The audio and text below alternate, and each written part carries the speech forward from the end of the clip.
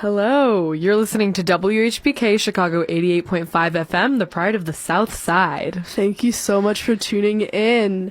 If you're just tuning in now, we're just starting our 1 hour new public affairs show. My name is Léa. And I'm Rhea. And this is the first edition of our new show. We don't have a name yet, but if you have any suggestions, please let us know. Call in. Basically, what we want to talk about is what makes music special to us and special to other people. So every week, we're going to try and bring on a guest, a friend, anyone, stranger, caller, hopefully in the future, and ask them to show us a song. You could hate the song, love the song, or maybe you just want to hear it on air, but either way, we want to know why that song is something you choose to put on and why people come back to those songs and keep listening to them. And for today, we don't have a guest because it's the very first show. So we've decided to show just each other songs we've been listening to recently.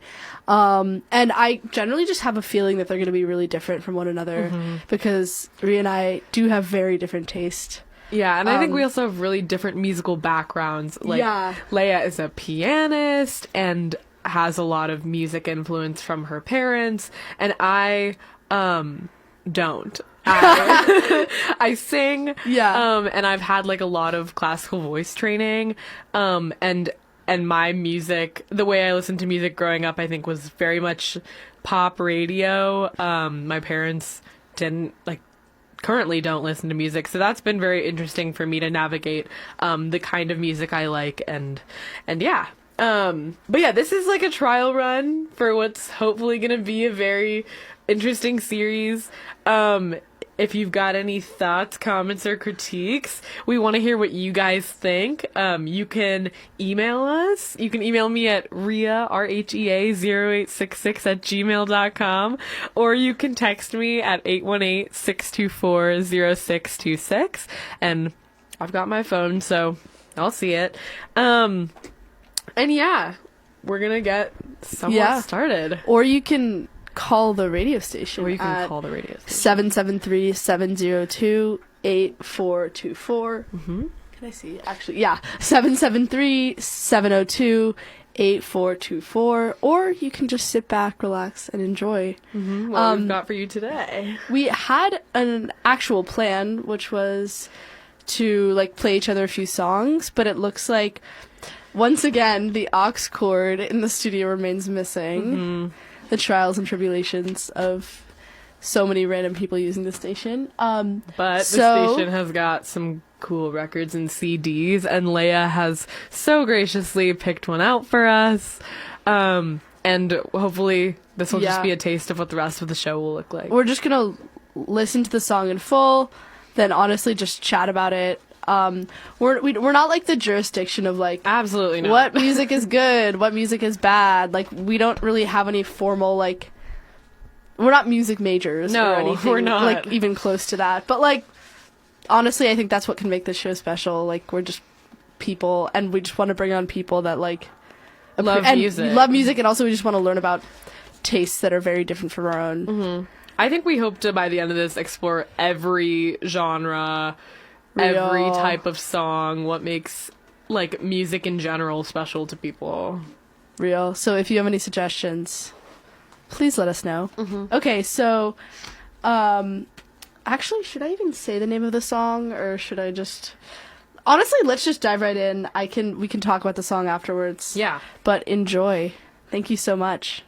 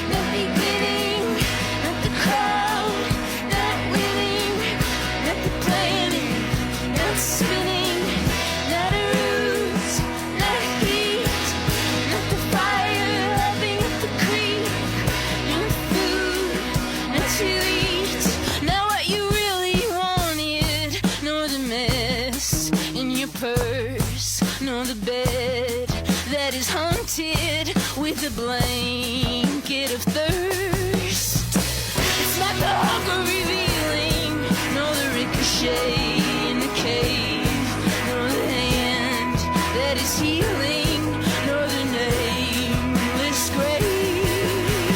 It's not the room, not beginning, not the crowd, not winning, not the planning, not spinning, not a ruse, not a heat, not the fire laughing up the creek, not food, not to eat, not to die, not dying, not to laugh, not lying, not the vacant wilderness spying, not the room, not beginning, not the crowd, not winning, not the planet, not spinning.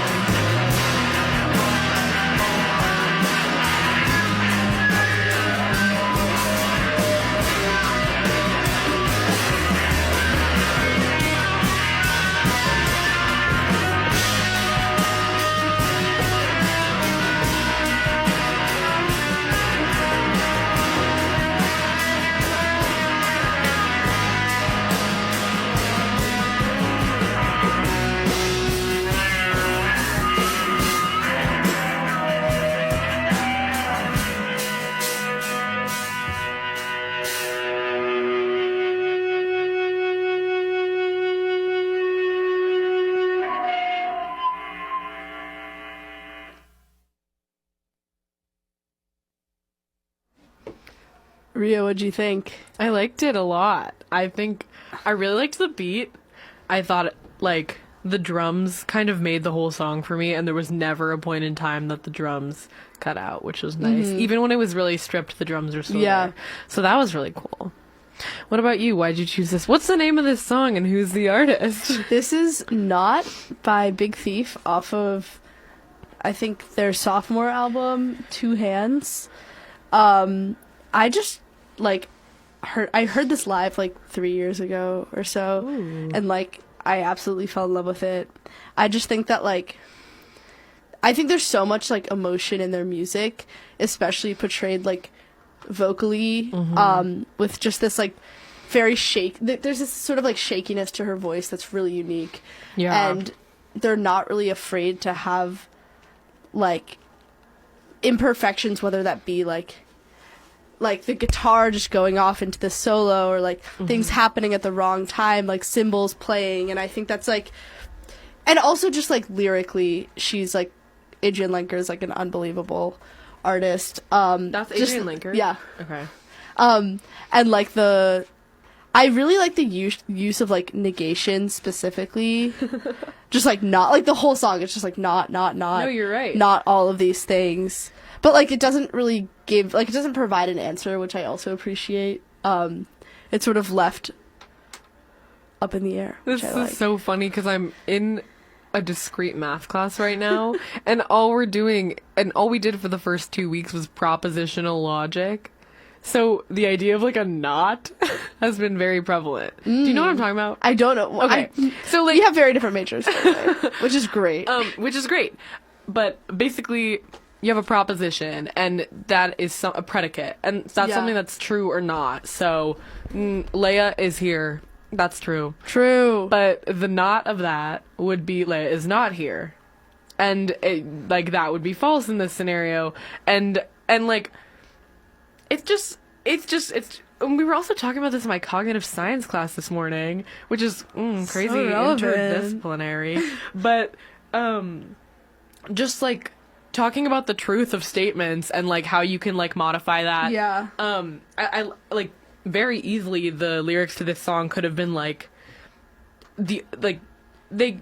she could have written every lyric without the not and changed the words so that it was exactly what she meant in the positive, but instead she decides to use the not as the negative, which is very interesting. And like, I don't know, there's a lot of intention behind that. Yeah. You know, sometimes you think lyrics are just lyrics, but they thought about that a lot. Mm-hmm. And it's also Jesus, we're using that word so much. The things that she's talking about, or like if you really listen to the lyrics, they're like things that aren't really things that we ignore. Like they're just giant things, like the clouds in space, the bed in the earth, the energy reeling, the planet spinning, like these huge, I don't know, astronomically large events that surround our lives and stuff. But kind of contrasted with like these really small, like micro interactions, like right. Someone's long black hair, the blood of someone bleeding, a spine tattoo, a shimmery eye. And I think this like contradiction within the not is really interesting. What do you think the song is about? Or what did you think the song was about? That's a hard question, but I want to know. Such a hard question. What do you think the song is about? I really can't. I don't know, but I will say that I was really drawn to the way the chorus with the not beginning. Like that's how I could tell that we were in the chorus every time, because obviously that's repeated a lot. I really like not beginning. I was confused because the first time I heard it, I thought it said not the beginning. So I was like, okay, they're trying to signal the end. Mm-hmm. But no, it's just not beginning without the, which is like, no, you're not starting it, you're in it. I think maybe this song is about, like, the present and the feeling. Mm-hmm. You know, when it says not the crowd, not winning, that to me, especially coming from an artist's perspective, tells me it's not about success of like a show. It's about like the music, you know? It's not for an audience, it's for yourself. Maybe like music. We were talking about this the other day, but like art for art's sake, or music for music's sake. And I'm not analyzing the rest of it, but when I just look at those isolated lines, not beginning, not the crowd, not winning, that's what that seems like to me. It's very much focused on the present feeling. What do you think? I could be wrong. Yeah, this is my first time listening to the song, so it's weird because like the lines get so short, especially in the chorus, that I feel like, or when I'm listening to it, it reads differently than when I see it like on the like lyric sheet. If you know what I mean. Like, not the planet not spinning could be read as one line, like not the planet not spinning. Oh, like, and that I feel like changes the meaning. You're right. I don't know. No, yeah, as one sentence it does change. But what do you think that means? Like which of those interpretations, them separately or them together, which one speaks more to you? Well, like a double negation is a positive. So I feel like not the planet not spinning definitely speaks more to me. I don't know, it's so hard to... I think a lot of her music tends to, try and resist interpretation. Really? That's, like, a lot of it is about, like, there's no narrative here, right? Like, that's kind of made clear from, like, the beginning. And I really like songs that lack a narrative and are just sort of, like, fragmented pieces of, like, sort of fragmented images, I feel like she tries to curate. That are about, like, one feeling? Or not about a feeling, just about... I think it is about one feeling. Okay. And what do you think the feeling is here? Sorry, these are hard questions. questions. No, these are good questions. Oh my god. I'm trying to think about what she, like, ends with. If she goes back to not the planet, not spinning. Yeah. Let's talk about your double negation. I don't know if that's, like... No, let's explore it. Not the planet, not spinning would be the planet... Not the planet, not spinning means... So it's, like, I feel like by ending it like that, like, I don't know, like, the planet, like, the Earth keeps going no matter what. And there's a lot of repetition in this. Like, I don't know how many times that's in the song, but... I'm literally writing this in my predicate logic. If it's not P, not Q, then it's P, you Chicago STEM Q. girl. No, it's huge. So, the planet spinning is what she ends on, essentially. Yeah, she goes back into this, like, larger image. Interesting. And also, like, not to eat, not food, not to eat, not to die, not dying, not to laugh, not lying. Like, this, like... This, like, series of, like, verbs. Yeah. I wonder why, obviously... Laugh turns into lying. Yeah, right? That's really interesting. And food, eat. Like, those are all little couplets, but... True. I feel like if someone tuned in now and just heard us, like, saying these random words, like, pieced together, they'd be like, what? We're talking about Not by Big Thief, written by... If you're just tuning in. Adrienne Lenker. Wait, I really want to talk about her voice. Yeah, we should honestly go back. I can go back and play a little bit of the song just to refresh our memories. Yeah. Awesome.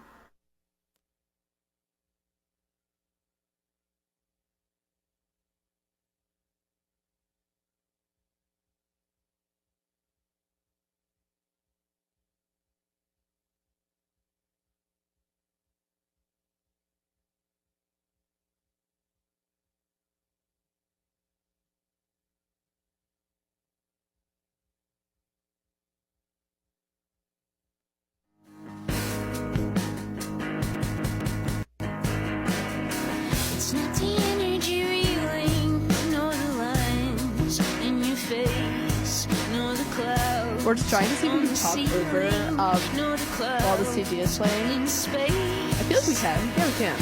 Okay. Yeah, There's no way of confirming this, but... I wanted to talk about her voice because I think, first of all, she has this awesome, like, twang to her voice. Yeah. You know? Like the way she ends her phrases with like, hey. And it's almost like a yodel. Do you hear that? Like, sometimes she does a little... She flips between her chest voice and her head voice, which is essentially what a yodel is. So it's like the, I don't know anything about the chest versus head voice. That's okay. Okay, or like briefly explain that. Chest voice is kind of like the voice that you talk with, and a head voice is like the think Phoebe Bridgers, really airy, breathy. So if I were to talk in my head voice right now, I would go, "Hi, my name is Rhea." Yeah. Whereas my chest voice is like it comes from below. It comes from below. Think about it. I almost think about it like when you're talking with your throat versus when you're talking with your head. So like if you are like think about aiming the sound into your forehead. That's like your head voice. Wait, love. This like explains so many like different categories of singers. Right. Yeah. And she has this like chestier, grittier voice that lets her get so like guttural later on. Like when it's like really stripped down on the word hungry feeling. Yeah. She does like an enormous like growl. She does that a lot. Also, especially loud. She's like screaming. And that's hard to do. Like that's awesome that she does it so often because usually that like wrecks people's voices. But I really like the twang to her voice because it gives it such like it gives like I don't know, it just gives the song such like a badass, but badass feel. Yeah, you can say, I think you can say that. Okay. But yeah, the growl and like, especially near the end when like the pads in the back are stripped and like it's just the guitar, her voice, and the drums.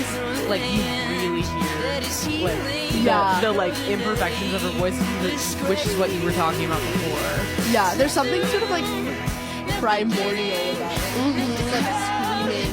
Yeah. I don't know. Yeah, that's cool. You know what it almost reminds me of? Like I don't know if you went to camp, but like these lyrics, like, these could be spoken. You don't need to be like a super good, I would say, vocalist to be able to sing this song. Like I could hear somebody like chanting this around a campfire if you wanted, and it would probably sound really similar because it's almost spoken. Like da-na-na, da-na-na. We can go here. Wait, we'll turn our mic. Honestly, that's just the guitar part, but we can talk about that too. Yeah.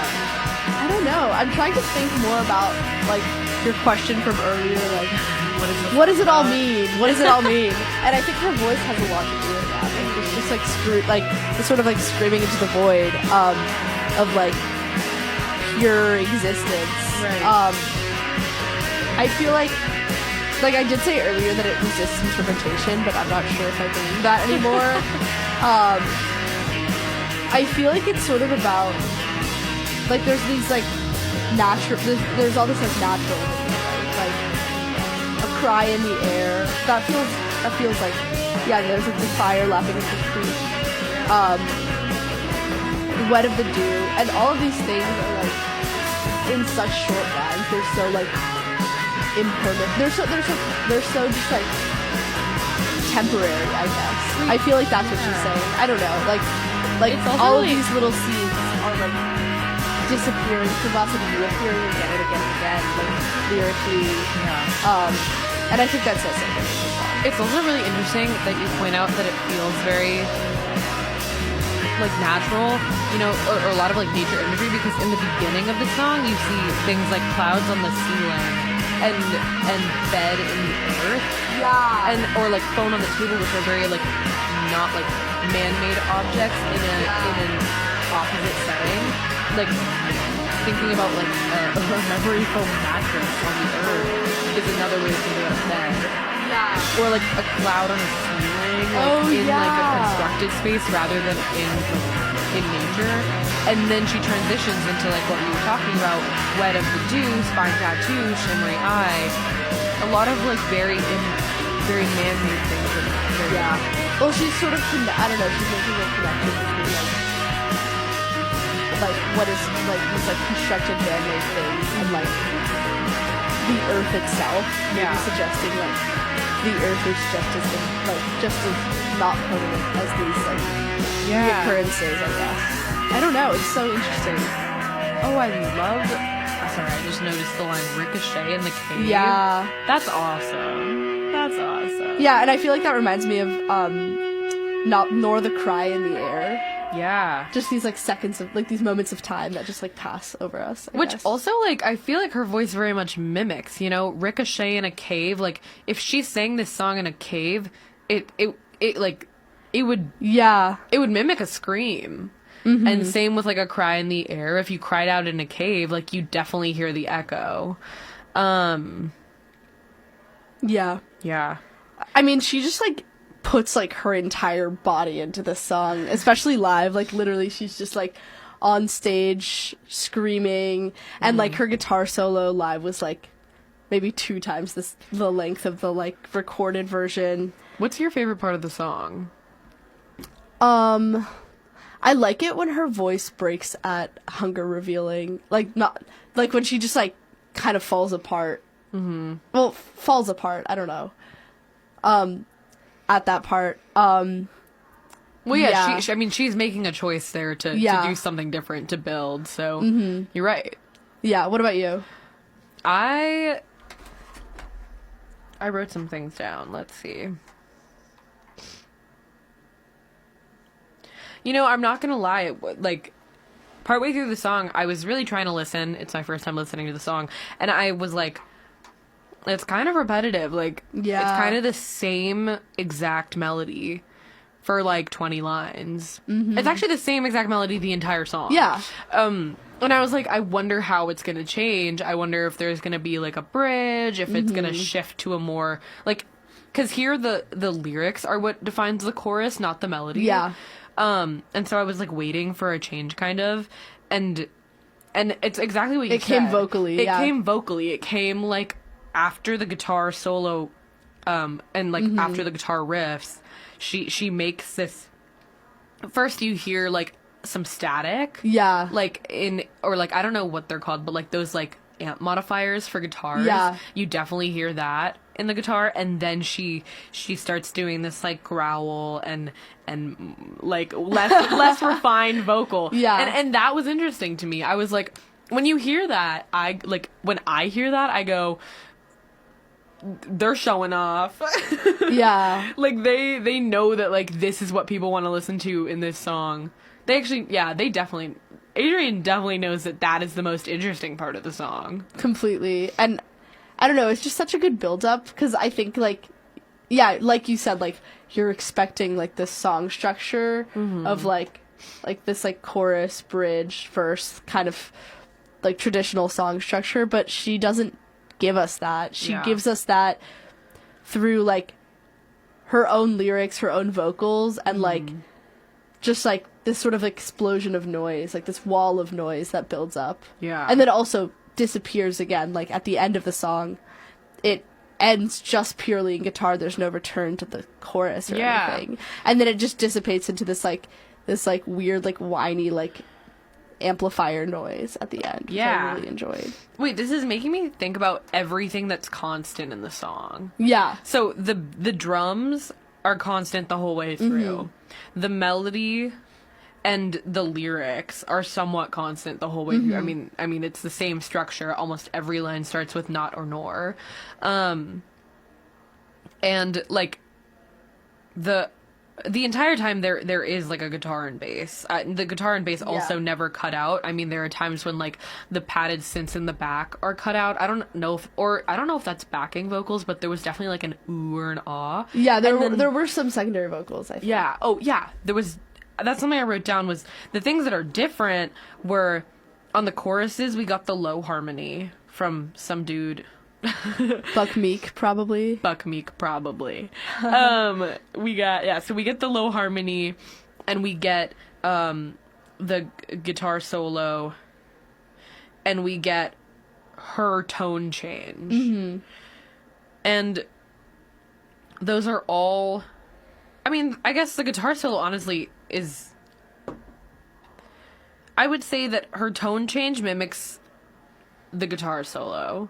You know, those give kind of the same vibe, very raw, like almost rock-ish. And then the other things are all vocal. Like the low harmony and her tone change are all,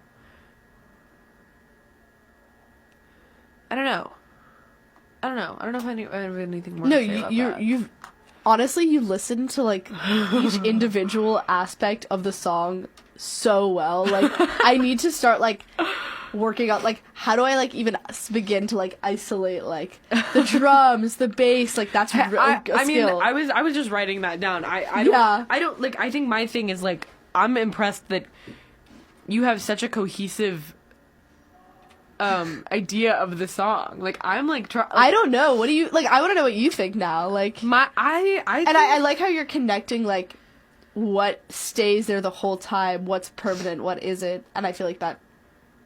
I think the instrumentals and, like, the vocals definitively, like, play meaning, like, connect to the meaning of the song, right? Right. I think that she's probably singing about something so broad, you know? Like, if we're, again, I'm thinking about the constancy and what changes, and like, that, there's got to be some intention behind that. So,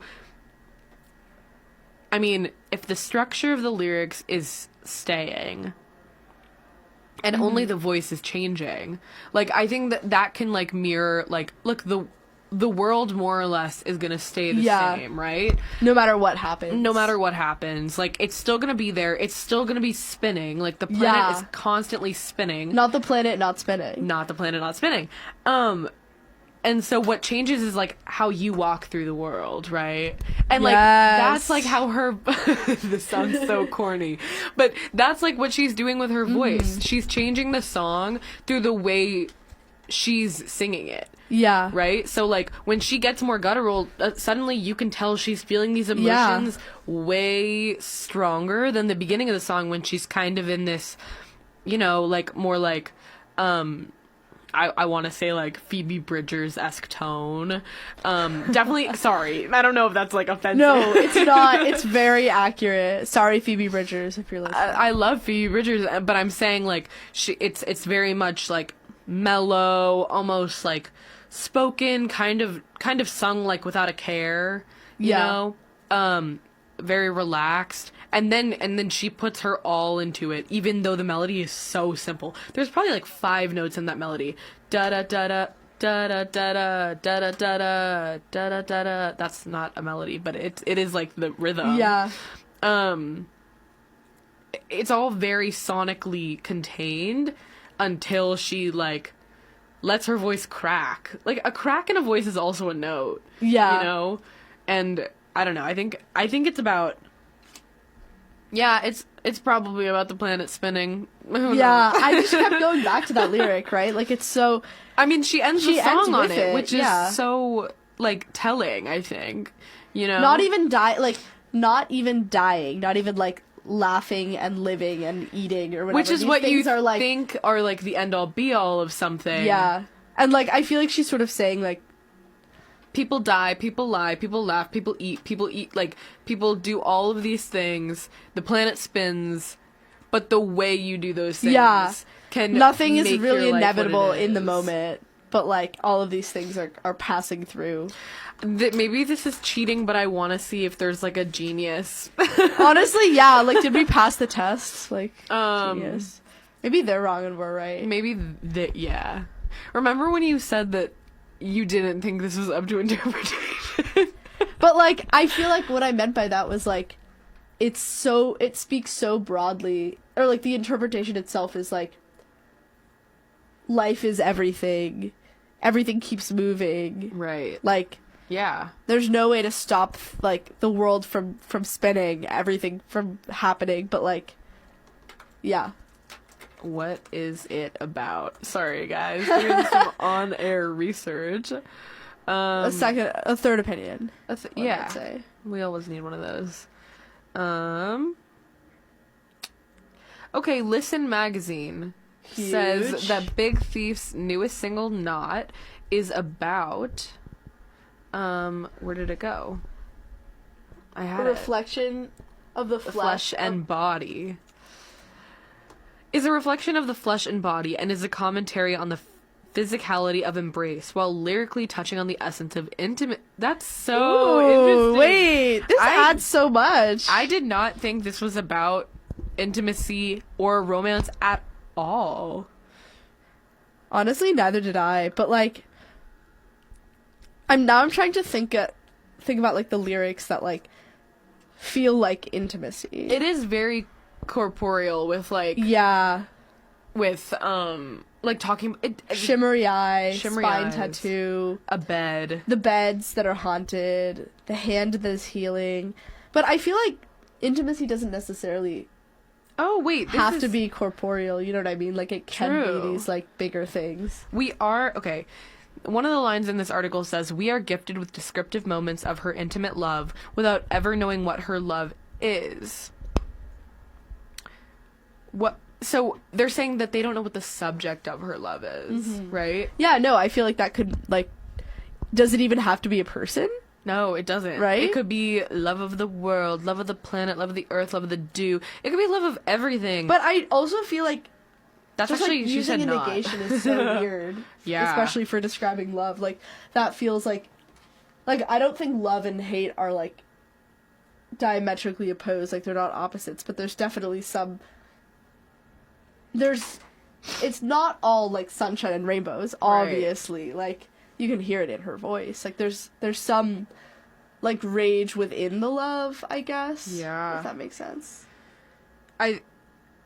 You're right. Negation to describe love is very interesting because so many people see it as a positive in their life. This, you might kill me for this, but... What? No, I won't. This reminds me of just the idea that, like, love can be such a negative. Yeah. Or can be a negative in your life that you still come back to. Yeah. Is so reminiscent of the musical Company. What is that? Wait, I want to know. Okay, Company is basically a musical about marriage. Yeah. And there's a song at the end of Company that has made me bawl my eyes out so many times called Being Alive. Mm-hmm. And the song is essentially, one of the lyrics of the song is, someone to hold you too close, someone to teach you to care. And it's essentially this person that is single and not everyone in their life is getting married. And they're like, why would I want somebody to make me feel claustrophobic and to listen to all my woes, and why should I have to take care of them? But then there's a switch in the song that she's describing all the same things she was just hating on, that's so, okay. She was just, like, criticizing, and she turns that into, like, no, I want someone to hold, she uses the word too, someone to hold me too deep. And it's like, no, I actually want to be suffocated a little. And, like, that's so real. Like, that's what marriage is. I don't know if that's the point of the musical, but the way I took it is that, like, no, there is something beautiful about having somebody that you accept does all these negative things to you. Not negative, but it's a specific feeling that when it's done by the person you're married to or the person that you're in love with, it doesn't feel like a negative anymore. Or, like, you need something so, like, deeply that even with all these negations or, like, negatives that it doesn't even matter anymore. Yeah. Like, yeah, wow. Like, the negative connotation is kind of, like, lifted from it. And it's transformed into this word called love, which is weird because, like, I don't know if that's defined by your, like, I mean, for a lot of people, it's not, like, there are definitely people that it's not defined by physical intimacy, but, like, I don't know, love is just such, like, a unique... I have a question. Yeah. Is this a love song? I don't think it's a love song in the traditional sense, obviously. Yeah. I think it's a love song... I don't know. Actually, I'm changing my answer to no. I think it's an expression of love. Yeah. But I think love songs tend to be directed towards someone, and I think this is more an explanation of what love feels like and not who the love is directed to. Well, I feel like for her, like, if she wrote these lyrics with someone or something or an experience in mind, it is a love song. Because, like... Right. You can, like, have a representation of something mean that thing. Sorry, that's so confusing. No, but, I understand. And, like, using these, like, small, kind of, like, seemingly, like, mundane or, like, intimate moments to, like, build up to this, like, increasing tension. I don't know. That does feel like love to me. Yeah. In some ways. I don't know. No, that's a good debate. It, like, is every song just a love song? Like, genuinely? You know what? I think so. I think if we're thinking of love, like if we're thinking of love songs as essentially letters, right? Mm-hmm. Everyone... Also, if you have a song, even if it's about, like, literally hating something, you put so much effort into that song. Like, that is love. You know what I mean? Love for something. I mean, you're sharing that with... I mean, I think... being a musician inherently, like, you're creating something for an audience whether you like it or not. True. And in that way, like, it's a love song to something. It could be a love song to, like, yourself. It could be a love song to, like, something you hate. Yeah. I just really like how she uses these, like, cosmically huge and also these, like, microcosms of existence, like, next to each other. Like, I just think that's so cool. Wait, explain what you mean. Like, the Earth, like, the planet spinning, which is this huge thing that, like, we literally can't even feel, obviously we can't feel it, it's like thousands, like that would be awesome, but would it be awesome? Actually it wouldn't. Like the planet, not the planet not spinning, the clouds and the earth, and then like these tiny little like flashes of moments, like what is it, like the echo in the cave? That's not what the line is. These lyrics? Yeah. The ricochet in the cave, the hand that is healing. Yeah. Like, I feel like she tends to do this. I mean, I don't know how many other Big Thief songs you know, but she tends to do this lyrically where she tries to create a connection between, like, the tiniest, littlest thing possible and this big expanse, and by connecting them, she's like, they're not that different, or why do we value one form of, like, intimacy or whatever over another bigger form of intimacy? Very, like, it's almost, like, really reductionist. Yeah, wait, speak more on that. Like, I mean, okay. Like, saying that, like, really big feelings can be described by, like, really small instances or experiences is, like, maybe it doesn't even have to, like, seem like a separate thing, you know? Yeah. Like, maybe we can reduce a big feeling to a really small event. And that's not exactly what reductionism is, but, like, like, whatever. I'm not gonna give the formal definition. But, like, being able to... That's something a lot of, I think, songwriters aim to do, is to distill a really big emotion into, like, a deliverable line. And I don't know, I think, or like a really like simple instance or story, you know, that's also what like snapshot films do, or like slice of life films, you know, it's like using like somewhat everyday scenarios to tell you something more about life, which just, again, I think actually goes to what we were talking about earlier about, or like my idea earlier of what the song was. And it's like, how are you every moment is actually so universal when you look at them objectively, like in terms of the world, but as soon as you think about each individual person's experience of that moment, like they're wildly different, you know? So it's like all of these little things encapsulated within this, like, right, I don't know, repeated spinning, repeated movement. Yeah, so this is Adrian's attempt to, like, say, look, we're all going through the same thing physically, but right now, like, these little moments are my best way of describing to you what it feels like to me. What it feels like to experience everything. Yeah. What? How did she do that? I don't know. This is crazy. Wait, honestly. Am I going to become an Adrian fan? I think you are. Okay. I think I'm going to make you become one. I think it's you inevitable. probably will. I mean, like, if you want to come with me on, like, June 28th to, like, whatever theater in Chicago. I got tickets, guys. Oh my I got God. Adrian Linker tickets. You know, I think I need to become a little bit more of a fan before I deserve a spot in that audience. No, you do. Honestly, like, if, like, my best friend in high school, like, she went to, shout out Aya. I don't think she's listening. Whoa, cool name. She went to a Big Thief concert after, like, before, like, she literally hadn't heard a single one of their songs in her life, and her friend had an extra ticket. Wait, like, so 3 years ago. who's in Big Thief? It's Adrian Linker. She's the lead singer, and she, like, writes all the songs. And she also has a solo career? She also has a solo career, but honestly, the lines are, like, pretty blurred now between, like, what song is she gonna release on her own.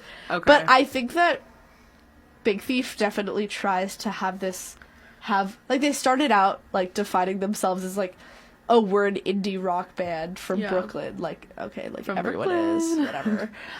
But, like, from there, they just evolved into something, like, way more than that, in my opinion. No, I mean, they're, like, popular now. Like, I've definitely heard them, and I've definitely listened to a lot of their songs, but I didn't know Adrian was the lead singer. Yeah, it's, like, they incorporate a lot of different things, a lot of, like, folk, especially from Adrian Linker, that's, like, her solo shtick. It's more, like, folk, like, honestly, like, folk country, like, guitar, just, like, guitar in her, basically. Yeah. But here, there's, like, this, like, wall of sound. But I think there's a really good, like, balance between, like, we start, like, there's a lot of songs. Wait, wall of sound is such a good way to put it. They definitely give me very much, like, when I heard this, I'm really still unclear as to what folk is, but, like, when I listen to this, I think rock. Yeah. I think that they've moved definitely more towards folk, especially with, like, their last big album. But I don't think they like to, like, I don't think they like labels. That's annoying. Oh, but, like, they right. don't. They clearly don't, because they kind of will release, like, Whatever they want at whatever time. Fair. I mean, please give us more music. But, no, yeah, I think the, like, she has, the two voices thing is really relevant, because I feel like she's caught, like, with her solo music, she uses, like, her head, or, like, her, what is it called again? Head voice? Her head voice, and then with her, like, when she's in the, like, rock band, she uses, like, her chest voice. But sometimes she does do this, like, shift between the two, which I think is so strong. Yeah. Yeah. But, like, she sounds totally different. No, yeah, she Alone. sounds like It's a completely different crazy. person. I have heard an Adrian Linker song before. Like, I Yeah. know who that is. And you're right, it definitely gives more of, like, I mean, again, I don't want to offend, but, like, it gives, like, the indie pop, Yeah. like, what that has become more nowadays, vibe. And I did not expect this to be the same person at all. Mm-hmm. Yeah. It really, yeah, it's just a great balance, honestly. I don't know how we want to end this off. Like, I don't we've just know. been chatting for so long. But if anyone wants to call in, Yeah. 773 Let us know what you want to 702-8424. Any suggestions for next time? Any We would comments, gladly take. disagreements with us? Disagreements? What do you think the song is about? You can text me at 818-624-0626. That's 818-624-0626. Wow, Rhea just gave her number out to Hey, call me. like half of Chicago or worldwide. I would literally, please. Yeah, literally, please text us, call us, email us, leahsg@uchicago.edu. Rhea, RHEA 0866 @gmail.com. Giving out my, like, Oh, your government Gmail. Gmail. Okay, I was just using the school sanctioned one, but that's okay too.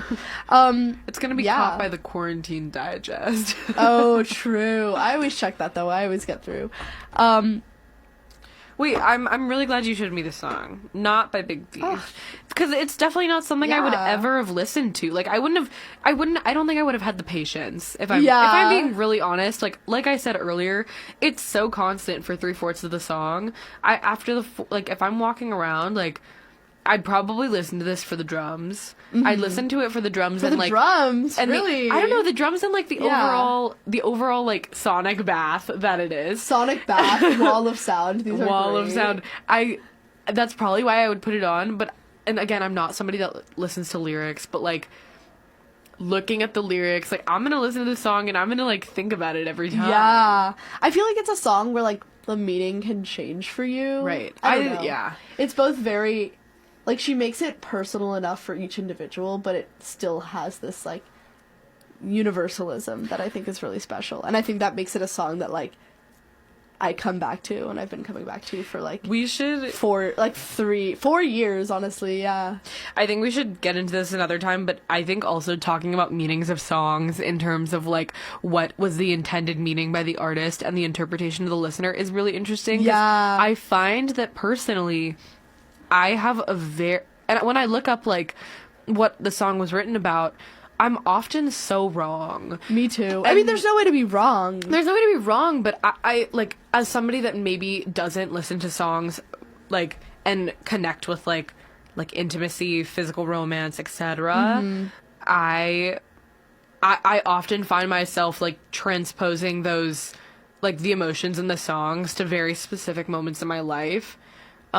This happened with a song that I did that I sang at my, like, senior solo show in high school. It's like this really, like, little geeky song called "As a Child" by Madeline the Person, and it's beautiful and it's quirky, and it's about her late father.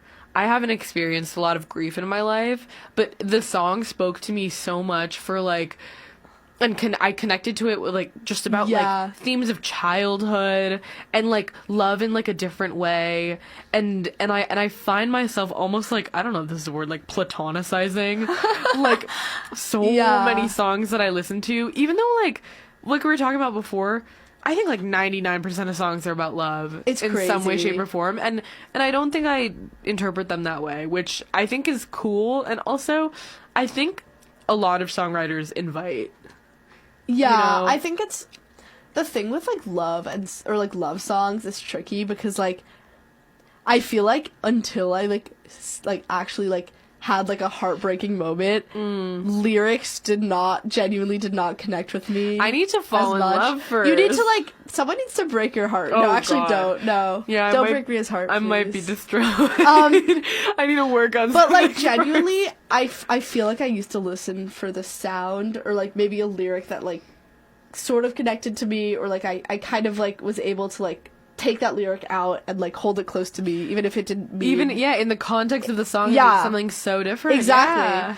But I feel like now sometimes I look for songs that as a whole like encapsulate something that like entirely that I've been through, and I'm like, okay, wow, that's so weird that like this thing that feels so personal can be like projected onto something like an actually produced piece of music. Right. But like I totally understand that, like I don't know, sometimes I just want to like tune all of that out and just listen to the sound, but like my brain doesn't let me anymore. Wait, I think that we need to play some PSAs. Oh, we do. But I think like a good closing and kind of synthesis of what we just said is, you know, Not by Big Thief maybe touches on specificity in a constant world, you know, and intimacy, not only through like small moments of love, but also through like greater human existence. Right. Wow. We're touching on some really big topic. The world not spinning. Not the world not spinning. All right. I really enjoyed this. I don't know about you. Too. I really enjoyed it too, and I can't wait to do it for the rest of my life. Yay! We're just gonna be here. We're never gonna graduate. We're gonna be 75 talking about Big Thief. That's gonna be me, honestly. Like, and it should be. My parents were like they thought like me liking this, like all these, I don't know, indie rock and like when I was 16 was like, it's not a phase, Mom. Literally. No, I'm still just like so obsessed with music. I don't know. That's a good way to be. It will never end. All right. Well, signing off. My name's Rhea. My name is Léa. And here's some PSAs for you.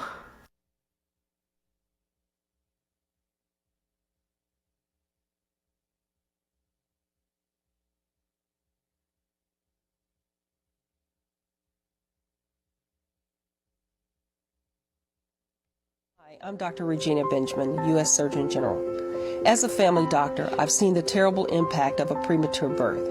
Losing a baby is one of the hardest things a family can go through. As Surgeon General, I see the toll that premature births have on our nation. It can cause lifelong disabilities. It is the leading cause of death in newborns. And our country has one of the highest rates of preterm birth in the world. We must do better.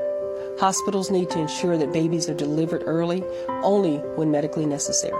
We need research to find the causes of premature birth and research to find new ways to prevent it.